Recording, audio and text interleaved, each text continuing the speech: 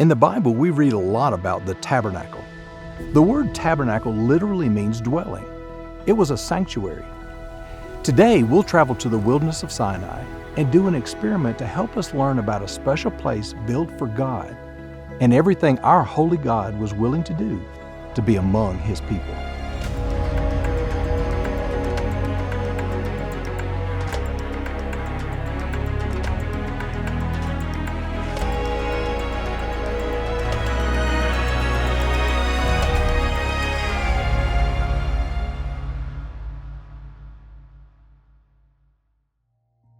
After the Israelites made the golden calf at Mount Sinai and broke God's covenant, they were miles and miles from where they had come from Egypt, but nowhere near to the land God had promised them. God desired to be among them and lead them, but the people had rejected Him and made an idol instead. At first, God was angry and refused to travel with them. In Exodus chapter 33, God said, "Go up to the land flowing with milk and honey, but I will not go up among you, lest I consume you on the way, for you are a stiff-necked people." Thankfully, Moses came before God and was willing to intercede for the people. Intercede means to act or plead on behalf of someone in trouble. God listened to Moses and agreed to personally lead the Israelites to the land of Canaan. But He is a holy and righteous God, and He couldn't allow just anyone to come before Him. He instructed the people to build Him a tabernacle, a sanctuary, a place of refuge and safety, to help them understand His holiness and what it took to come before Him. A few members of our team were able to travel out into the wilderness, and using a rope and some specific measurements given to us in the Bible, they were able to lay out the outline of the tabernacle. If I understand our experiment correctly, what we've just done is we've laid out the tabernacle structure. We have. 10 cubits wide, 30 cubits long. So for feet, usually that's 15 by 45. Okay, and this central area, it's a perfectly cubit measurement room.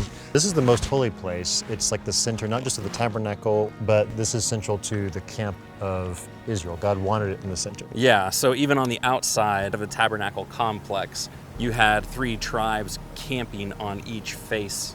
And then actually you'd have it insulated by the Levites and the priests, because Correct. God wanted a pure place to dwell amongst His people. The people needed a holy place that they could interact, a safe place they could interact with God. Well, as He had demonstrated with the golden calf incident, right? You know, He's a holy God, but these unholy people are doing things that if He were to live amongst them in His holiness, He would consume them. The tabernacle was a place full of symbols and meaning, and God's presence, the pillar of cloud by day and fire by night, rested above it. Imagine that. The tabernacle consisted of one large courtyard with a single entrance on the east side. Inside the courtyard was a bronze altar for offering sacrifices, and just beyond that was a large brown basin or bowl filled with water for washing. The tent inside the courtyard was the holy place, where only the priests could go, which had a table of bread, a golden lampstand, and a small altar to burn incense, which made a sweet-smelling smoke inside the holy place. Further in, and separated by a thick curtain, was the most holy place. Only Aaron the high priest could go in there. Inside the most holy place was the Ark of the Covenant, a beautifully decorated golden chest with poles for carrying on either side. Inside the ark was a container of manna, Aaron's rod, and the 10 Commandments. God was Israel's king, and the Ark of the Covenant was His throne, the place that His presence rested while traveling with His people. God chose the tribe of Levi to take care of the tabernacle and everything in it. And among the Levites, He chose Aaron and his sons to be His special priests.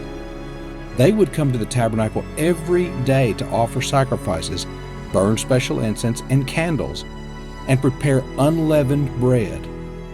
Once a year, On a very special day called the Day of Atonement, Aaron would offer sacrifices for himself and for the people, and God would forgive their sins.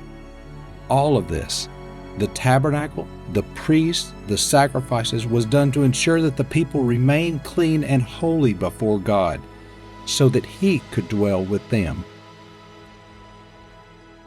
What does this mean for us? Are we being pure in our thoughts, our words, and our actions? Are we making ourselves a sanctuary, a special place for God to dwell in? God tabernacled among His people. He lived in a physical dwelling because though He is incredibly holy and righteous, He is also incredibly loving and compassionate. He wants us to be near Him, a holy God dwelling among a holy people.